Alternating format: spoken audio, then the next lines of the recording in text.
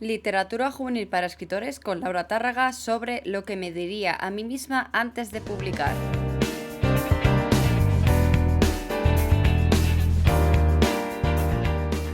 Bueno, ¿qué tal llevas este domingo? Se está acercando ya el verano, hace un calor insoportable y todavía estamos en primavera.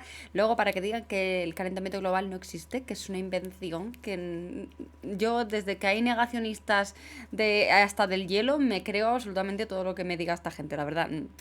En fin, el mundo está mal porque tiene que ir mal, la verdad. Ya me creo cualquier cosa. Y bueno, pues hablando de lecturas, volvemos a tener a Nextory como patrocinador de este pequeño apartadito que tenemos aquí en el podcast. Y hoy quiero hablarte del último audiolibro, en este caso, escuchado en la plataforma de Nextory, que no es juvenil, ¿de acuerdo? Pero vi que mucha gente estaba hablando maravillas de él.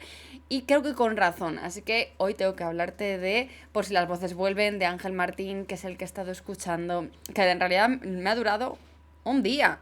Me lo puse por la mañana para salir a caminar y luego, mientras hacía otras cosas de la casa, me lo leí en nada, en un flis en realidad. Y entre que yo escucho los audiolibros a 1,7 y que el audiolibro dura 4 horas, pues que te digan 2 horas y poco, lo tenía ya finiquitado. Y decir que me ha gustado muchísimo, que te habla desde una perspectiva totalmente para mí ajena y que no conocía en absoluto. Me ha parecido muy interesante. Ángel Martín lo narra maravillosamente bien, te partes de risa a pesar de que está hablando de temas muy importantes y muy serios.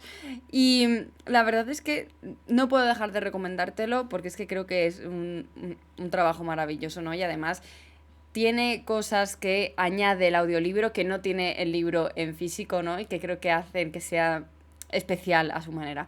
Así que lo tienes en Nextory disponible y que tienes, como siempre, 45 días gratis desde el descuento que nos ofrece, que tienes el enlace directo en la cajita del programa, ¿vale? Que tienes aquí abajo, lo tienes en Spotify, lo tienes en iVoox, lo tienes en Apple Podcast y lo tienes en la cajita de YouTube también para poder hacer clic y te registras y tienes 45 días gratis. Y ya te digo que es que este de Ángel Martín te lo lees en nada, en un día. O menos, o sea, dependiendo tú del tiempo libre que tengas, pero eso, mira, eso para que te hagas una idea, eso en traslado de bus, transporte público y demás, si tienes mucho traqueteo, eso es 2 días y vueltas del trabajo, así que disfrútalo, que de verdad que es un audiolibro que te recomiendo encarecidamente. Y hoy el episodio del podcast, ¿de qué va, Laura? Porque ese título que has puesto es un poco extraño y ¿por qué me estoy haciendo preguntas a mí misma en tercera persona? No lo sé, es un poco creepy, puede ser. Por si las voces vuelven un poco, ¿no? No, es coña. Al final estuve pensando acerca de cómo hacer estos 2 últimos episodios antes de unos episodios especiales que voy a hacer en julio, como ya sabes, todos los años, para aprovechar y mandarme como si fuera una pequeña carta a mi yo del pasado, ¿vale? Esto se ve muchísimo en... Esto es muy de película, de rom-com, de estas, ¿no? De adolescentes y demás, en las que te escribes cartas a tu yo del pasado o a tu yo del futuro y luego tu yo del futuro te lee y dice, mírala, qué cosita, ¿no? Cápsulas del tiempo, como por ejemplo hace Beatriz Esteban, que creo que lo contó en uno de los episodios del podcast de No es tan importante. Y allí ella contaba cómo era eso de la cápsula del tiempo y demás que se hacía ella grabándose en vídeo y demás. Pues aquí me apetecía como grabarme una carta a qué me diría a mí misma, a la Laura de 2016 o 2015, que fue cuando empezó a pensar ya en autopublicar, qué hacer antes de publicar, o en general antes de meterse en todo el mundo editorial, ¿no? Porque creo que las cosas que he aprendido durante estos años son bastantes, aún me queda muchísimo por aprender y creo que eso es bueno. Y además es que eh, creo que todo lo que me diría yo a mí misma le puede servir a otras personas que a lo mejor van a empezar ahora o que están empezando ahora y que se ven un poco perdidas, ¿no? Y que pues que sepan que es normal y que bueno, pueden pasar millones de cosas en este mundo, ¿no?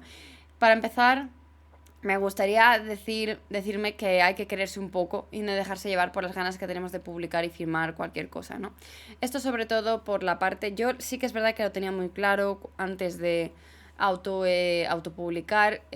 No mandé el libro de Infortunium a ninguna editorial porque, pues, sinceramente, creo que ya lo he dicho otras veces, pero yo sabía que no me conocía a nadie, para que iban a publicarme a mí, no tenían datos de si sabía si iba a vender o no, si iba a gustar o no.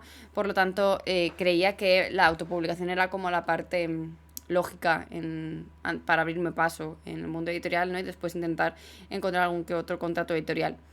Pero sí que es verdad que no tengo absolutamente ni idea de cómo lo hicieron, pero un par de editoriales piratas se pusieron en contacto conmigo mientras estaba autoeditando Infortunium, y con el título del libro diciendo que lo habían leído, que les gustaría publicarme, que no sé qué, que no sé cuántos, cuando yo no había mandado ni siquiera el manuscrito. Y esto a lo mejor, si le pasa a otras personas, pues se hacen ilusiones, de alguna manera piensan que eso ha podido ser, que sí que hayan mandado el manuscrito de alguna manera, que hayan llegado hasta sus oídos y que de verdad les haya gustado el manuscrito y acepten, y luego se encuentren con unas condiciones de publicación que no son las idóneas, que quieren aprovecharse de nosotros, que quieren quedarse con nuestro dinero y con nuestro trabajo, que en realidad les da igual que tu libro salga a la luz y que salga de la manera que sea. Por lo tanto, hay que querer, lo de quererse lo digo en el sentido de no dejarnos llevar únicamente porque alguien me quiere publicar, voy a firmar ya sí o sí porque quiero ver mi libro publicado. Porque creo que nos han vendido mucho la idea de que publicar con una editorial es la manera buena de hacer las cosas, pero es totalmente mentira, en el sentido de que puedes salir maravillosamente bien con una editorial y ser maravilloso, y luego puedes tener, hay otras personas que tienen unas experiencias nefastas y horribles con editoriales grandes, editoriales pequeñas, editoriales medianas, y sí que es verdad que no debemos meterlo todo en el mismo saco, aunque todos sabemos que si una editorial te está cobrando, cuando te está diciendo que no te tiene que cobrar, cuando va de editorial tradicional, no es una editorial tradicional y ahí sí te está estafando, ¿de acuerdo? Me refiero a editoriales tradicionales de toda la vida, de las que no te cobran, de las que hacen su trabajo, etcétera, etcétera. Por miles de cuestiones diferentes, tú puedes tener una experiencia muy mala, pero luego otra persona de la misma editorial puede tener una experiencia muy buena, ¿de acuerdo? Que no porque a una persona le haya pasado algo o muy bueno, significa que la editorial sea muy buena, y que si le haya pasado algo muy malo a esa persona, la editorial sea muy mala, sino que puede ser simplemente circunstancias o momentos de la editorial o de los editores que estén en ese momento, o de un millón de aspectos diferentes, ¿no? Otra cosa es que las cuestiones se repitan, ¿no? Y que pues si todos los autores de esa editorial están descontentos con la editorial, será por algo. Y si todas las personas de esa editorial están contentísimas con esa editorial, será por algo. Entonces, que equilibremos y que tengamos en cuenta esos aspectos, ¿no? Más cositas que me diría a mí yo del 2016. Tenemos que ser, o sea, me digo a mí misma porque somos dos ahora mismo, la yo del presente y la yo del pasado. Pero bueno, tenemos que decirnos que no y hacernos valer y decir, esto de aquí no me gusta, esto sí, esto lo cambiaría, etcétera, etcétera. Porque es una manera de demostrar que, hola, estoy aquí, existo, esta es mi historia, me importa, no quiero que hagáis cualquier cosa con ella, ¿no? Y si tienes en el contrato algo que no te acaba de convencer, preguntes por qué está ahí. Te informes acerca si es normal que, por ejemplo, esa cláusula esté disponible. Te recuerdo que tienes el episodio con Marilisa Blanco en el que hablamos de contratos editoriales y que ella tiene una agencia que se encarga de revisar, escribir y ayudar a tanto a autores como a ilustradores y demás temas de derechos de autor, así que puedes ir a echarle un vistazo. Y que al final el saber decir que no también suma, ¿vale? Y ahí entra el hecho de decir que no, pero también sabiendo cómo hacerlo, ¿vale? O sea, no vale simplemente ser una persona borde y ser una persona súper directa y súper a malas forma de decir, no, esto no lo quiero así porque no sé qué, sino simplemente el decir que no y de buenas maneras y explicar tus razones y tus motivos de por qué estás diciendo que no a esto o de por qué no te acaba de convencer, creo que puede marcar la diferencia, ¿no? Y decir, oye, mira, pues esto no me parece bien por X o por Y, o esto sí, esto tal, he visto que otras personas lo tienen asá o allá. Entonces el decir que no es importante y no cedamos únicamente a todo porque se supone que es lo que se ha hecho así siempre, o porque se supone que es una editorial grande y es lo que tiene que estar haciendo bien, etcétera, etcétera, ¿no? Entonces, saber decir que no es importante. Y relacionado con eso, si por lo que sea la otra parte, después de que tú hayas dicho que no y lo hayas dicho de buenas maneras, no esté contenta con lo que has dicho, pues bueno, tú tienes al menos la conciencia tranquila. O sea, quiero decir, no merece la pena, te prometo que no merece la pena que estar mal, pasándolo mal, que te traten mal y todo por no haber dicho que no a algo, solo porque tu libro esté literalmente 1 mes y medio en librerías, en buena posición. Si luego tienes éxito, seguramente se pueda mantener. Pero no merece la pena un trato así para estar 2 meses, como mucho, en las librerías puesto, ¿de acuerdo? He visto a muchas compañeras del sector pasándolo mal con editoriales, por haber dicho que sí a algunas cosas, o por desconocimiento, o porque no lo sabían, o por lo que sea, por tal, que después no les sale rentable lo que está ocurriendo por cómo se sienten ellas o cómo sienten que están tratando a sus libros. Entonces, mejor decir que no y quedarte sin eso que decir que sí y después pasarlo mal, ¿vale? O sea, no merece la pena ese mal trago. Y con esto también relacionarlo con que no tómatelo como un trabajo, esta parte, y no como algo personal. ¿Por qué? Porque a veces pensamos que si nos rechazan a nosotros, si rechazan al libro, nos están rechazando a nosotros como autores. Si nos hacen cambios en el libro o en el manuscrito, nos están intentando cambiar a nosotras, es algo que va con nosotros. Si, yo qué sé, hemos dicho que no a un contrato, por lo que sea, ya pensamos que nos van a hacer la cruz a nosotros como personas. Y la verdad es que al final es un trabajo y no tiene tanto que ver con nosotros personalmente, ¿de acuerdo? O sea, tómatelo como si fuera simplemente un trabajo más, como si vas a la oficina, haces lo tuyo, te vuelves a casa y tienes tus cosas fuera. Eso es muy importante. Además de que con esto mismo también que ese libro no te representa al 100%, y con esto me explico.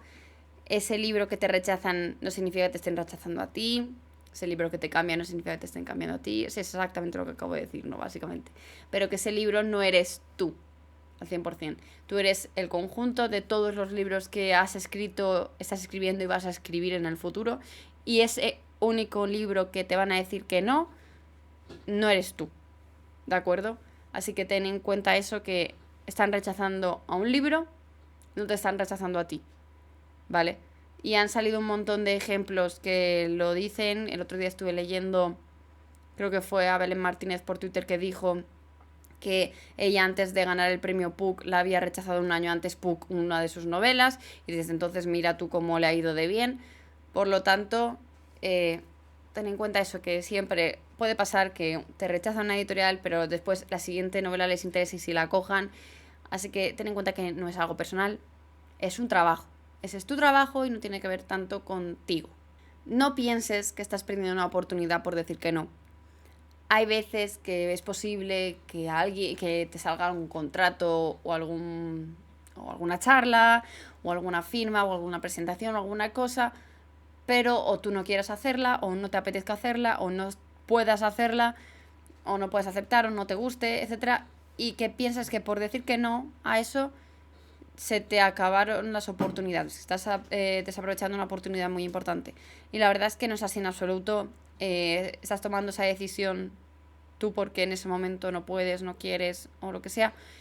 Y sí, vale, esa oportunidad puede que se vaya, pero vendrán más, ¿vale? Sobre todo si estás receptiva. Esto suena muy a coach, lo siento, pero es la sensación que me da, ¿no? Que no hay únicamente una opción a conseguir lo que queremos, sino que hay muchas más. Y que no estás sola, no solo te va a aparecer esa oportunidad en la vida, vas a tener muchas más. Más grandes, más pequeñas, no importa. Pero que no pienses que por decir que no ya estás perdiendo la oportunidad de tu vida y que si no la coges se fue todo a la mierda, ¿no? O sea, no ocurre así, en absoluto. No tengas miedo a preguntar, ¿vale? Y si te hacen sentir tonta por preguntar o por querer saber de qué va una cosa u otra, piensa siempre que la persona que no pregunta es la que de verdad se queda tonta para toda la vida. La que no quiere aprender, la que no pregunta, la que no curiosea, la que no investiga, es la que de verdad no adquiere conocimiento, mientras que tú, si estás preguntando, haz las preguntas que haga falta y da igual que te sientas que eres una pesada o que tal o cual. Yo no firmaría absolutamente nada sin preguntar, hacer todas las preguntas pertinentes. Si no sé algo del proceso, lo pregunto.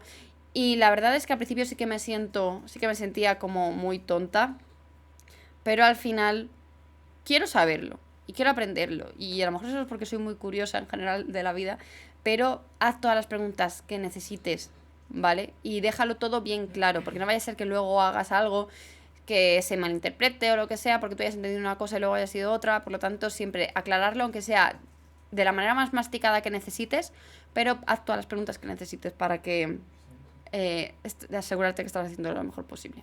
Cuando el libro llega a los lectores, ya no es tuyo, ¿vale? Eso debemos tenerlo en cuenta. Si va a seguir siendo tu libro, obviamente, es obvio que sigue siendo tu libro, pero ya no es tuyo. O sea, es decir, tú ya has hecho todo lo que estaba en tu mano para sacar la historia que tú creías, y eso no significa que a todo el mundo le vaya a gustar. Y sí, obviamente va a haber gente que lo odie con todas sus fuerzas, va a haber gente que lo ame con todas sus fuerzas, va a haber gente que sea súper fan, va a haber gente que no va a querer saberse nada de ese libro, pero eso ya no es cosa tuya. Tú ya has hecho todo lo que podías, has escrito todo lo que podías, lo has corregido las veces que has podido, lo has puesto en manos de quien has podido, y tu trabajo está hecho. A partir de ahí ya el trabajo que te toca es de marketing y es venderlo, eso es diferente. Pero tú, en cuestión de calidad del libro, ya has hecho todo lo que podías. Así que cuando el libro se publica, el libro ya no es tuyo. Está tu nombre, sí, pero ya no es tuyo. Es del resto. Y ya le toca al resto hacer su trabajo, que es leerlo, dar su opinión y pensar una cosa u otra. Pero ahí tú ya no entras. Esto que voy a empezar a mencionar ahora sí que tiene que ver con el mundo de la edición, pero también en general con el de emprender, ¿vale? Pero creo que es importante que me lo diga a mí yo del pasado, ¿vale? Sobre todo porque empecé de una manera en la que yo, por ejemplo, compartía absolutamente todo de mi vida, y esto tiene que ver, decir, con que no debes explicaciones a nadie sobre tu vida personal. Entonces, por lo tanto, no tienes que utilizar las redes como lo hacías antes, ¿vale? Porque yo antes era de las que, bueno, es que mi Twitter antes daba toda la vergüenza, menos mal que me la borré, me creé una nueva cuenta, etcétera, etcétera, ¿no? Porque yo compartía absolutamente todo. Yo tenía una adicción a Twitter que era insana. Y en Instagram, no tanto, porque en aquella época yo no estaba tan metida, pero sí que pequé en épocas de enseñar más cosas de mi vida privada de las que debería. Por lo tanto, a nadie le interesa tu vida privada. O sea, a ver, puedes compartirlo si quieres, adelante, pero no estás obligado a hacerlo, ¿vale? Y yo, por ejemplo, me siento más a gusto compartiendo únicamente cosas de mi vida privada que yo sé que están relacionadas con los libros. Todo lo que yo comparto por redes sociales es lo que yo quiero que veas. O sea, no tienes ni idea de nada de mi vida, pero ni una pequeña parte de lo que me pasa en la vida si yo no quiero. Y para eso recomiendo a mi Laura del pasado que se cree sus propias cuentas de Instagram privadas, que yo he tardado mucho en hacérmelas. Yo las tengo ahí, están con candado. No son para nada más que compartir mis tonterías, mis fotos del día a día, mis fotos con mis gatos, con mi chico, mis fotos con mi familia, mis fotos de viajes, de conciertos, cosas así que no veo por qué tengo que compartirlas en un perfil público. Así que hazte una cuenta privada, es lo que me diría yo a mí misma. Y por ahí sigue sintiendo esa parte de libertad, esa parte de eres más que una escritora, eres más que la Laura escritora, y que la Laura de redes, y que la Laura más pública. Muy importante, yo creo que eso me hubiera cambiado mucho la salud mental en aquella época. Y con eso también el hecho de no dar tu teléfono a nadie. Y esto puede ser un poco ¿no? Porque quieres conocer a muchas escritoras y quieres hablar con un montón de gente y les das tu número a todo el mundo, pero no desconectas. Y eso sería o no dar ya radicalmente tu número de teléfono a nadie, hablar únicamente por redes sociales o por algunos medios con esas personas, o tener un número específico para esto. Y sí, eso suena mucho a tener mucha pasta para tener un otro móvil y tener otra tal, otra tal cual. Ya, por eso lo dejo un poco con pinzas, y creo que yo en el pasado no lo habría hecho porque no tenía medios, pero sí lo haría ahora, ¿vale? El compartir mi número de teléfono personal con todo esto, duro, ¿eh? Porque es no desconectar nunca de esa parte que yo considero trabajo y que yo considero que son compañías de trabajo y demás, ¿no? Sentir que únicamente está el mundo de la literatura por todas partes. Eso le ha hecho mucho daño a mi salud mental. Así que ese punto importante, al igual que no tengas a todos tus amigos únicamente del mundo de la literatura. Porque necesitas a gente que esté fuera de ese entorno para sentir que, en mi caso, no seas solo Laura escritora, sino que seas Laura amiga, Laura a la que le gusta, yo qué sé, las manualidades, o Laura a la que le gusta cocinar, o Laura a la que le gusta ir a la playa, dar paseos por el monte, lo que sea. Que no tengas únicamente una red de apoyo que está dentro de un único lugar, porque puede haber un momento en el que todo se pierda y tú te quedes más sola que la una. Así que, importantísimo, no tengas únicamente a tu red de apoyo y a tus amigos por la parte de la literatura, y tenla también por fuera. Me parece muy importante, la verdad. Y también muy esperanzador el tener vida más allá de la literatura, porque yo después de tener únicamente mi red de apoyo en ese mundo, cuando yo, por ejemplo, veía a mis padres, sentía que no tenía nada en común con ellos, porque no podía hablar de nada, porque todo lo que giraba, lo que estaba en mi cabeza era todo relacionado con la literatura y con los libros y con la escritura, y ellos no entendían nada de eso, entonces no tenía nada que hablar con ellos, y la verdad es que me costó mucho volver a tener a gente de fuera del mundo de la literatura para no sentir que solo era Laura escritora y no había nada más. También que esto es un trabajo y que no lo regales si no quieres, ¿de acuerdo? Que nadie porque te diga, no, pero esto no te cuesta nada, hazlo tal. Sí, yo te lo hago, pero este es mi dinero, pum. Esto me recuerda, por ejemplo, que me llegan bastantes, no, a ver, voy a ser sincera, pues a lo mejor me llegan una cada 2 semanas, una propuesta cada 2 semanas o así, de algún empresa o alguna cosa, ¿no? Que quiere que hagamos colaboración de lo que hagan ellos con lo que hacemos nosotros, ¿no? O sea, básicamente que le demos difusión o por redes o por el podcast de su proyecto y tal. Eso es publicidad. Y yo, por ejemplo, el podcast lo hago por trabajo. Lo hago para que la gente se apunte a la academia, para que la gente sepa que existe la academia, para que sepa todo lo que podemos ayudarle en la academia, ¿no? Y, por lo tanto, construir esa comunidad es trabajo, es inversión. Y si tú quieres llegar a esa gente, vas a tener que pagarlo. Así que mi respuesta siempre es: toma mi media kit, toma mis tarifas, y eso es lo que te va a costar si quieres que hablemos que difundamos al proyecto. Yo lo he dicho, no, si nos llevan, por muy amigos que seamos, por ejemplo, en el caso, no te voy a difundir nada gratis por las buenas. Así que esto es un trabajo, no regales tu trabajo, si no quieres, ¿vale? Si luego a ti te da igual y quieres hacerlo, pues adelante. Pero yo a Laura del pasado le diría, no hagas favores de este tipo, porque no sale ganando la otra persona, pero tú no. ¿Qué gano yo con decir, apuntaros todos a esto, tal y cual, ¿no? Sobre todo esto contando con que yo primero pruebo todo lo que recomiendo para ver si de verdad merece la pena y demás, ¿no? Pero págame, ¿vale? O sea, esto es mi trabajo. Yo vivo de literatura juvenil para escritores. No lo hago por amor al arte. Págame si quieres que hable del proyecto. Y es eso con ese punto. Y ya por último me diría que escuchara a las personas que llevan en este sector mucho más tiempo que tú. Y además que observes cómo se mueven y qué hacen en determinadas situaciones para tú poder hacer lo mismo y saber cómo moverte, ¿no?